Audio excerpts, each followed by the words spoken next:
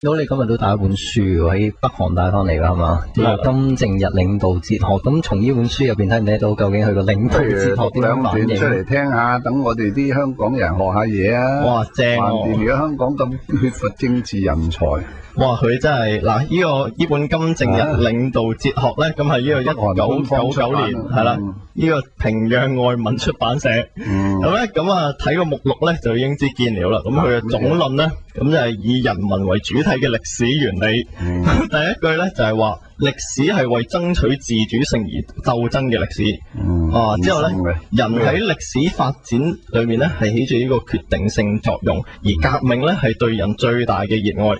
哇！呢個佢嘅領導思想真係具革命性啊！呢本嘢咧都幾咩啊？都佢話咧你睇呢本北韓出版嘅官方刊物裏邊咧呢段：今日正日將軍是人民的兒子，又是人民的慈父，跟人民同甘共苦，無微不至地關懷人民充裕的生活，係咪？呢個咧只有站在人民一邊的領導者，真正愛護人民的領導者，才能給人民帶來雨露和陽光。金正日將軍為提高北方人民的生活水平和輝煌的未來而不斷思索，就像香港特區的董建華朝9晚11一樣，獻出自己的精力。咁呢，金正日將軍是人民的兒子，而曾蔭權又是金正日的孫子。跟香港人同強精勵志，同甘共苦。呢啲就係頭先係有所認識。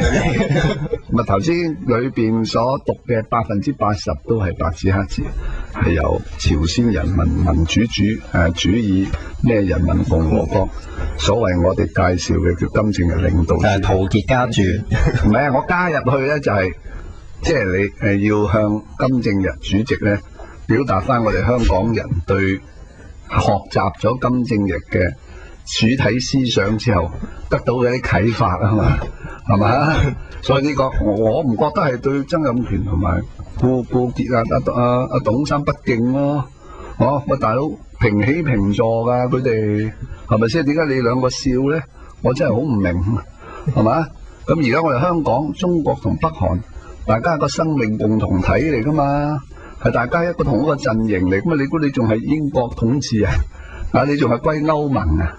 係嘛？仲係好似李鵬飛當年所提議咁，香港應該留喺英聯邦，咁係唔係啊嘛？北韓射支核彈咁，我諗點樣都會影響到香港。咪係咯，所以即係我覺得篤定啊，係為保護香港安全啊！呢個嘢收咗，將來有啲導彈亂咁射台灣、射菲律賓都唔會射出嚟呢度啊！你到時要感激我啊！今晚節目時間差唔多，聽晚光明頂11點鐘。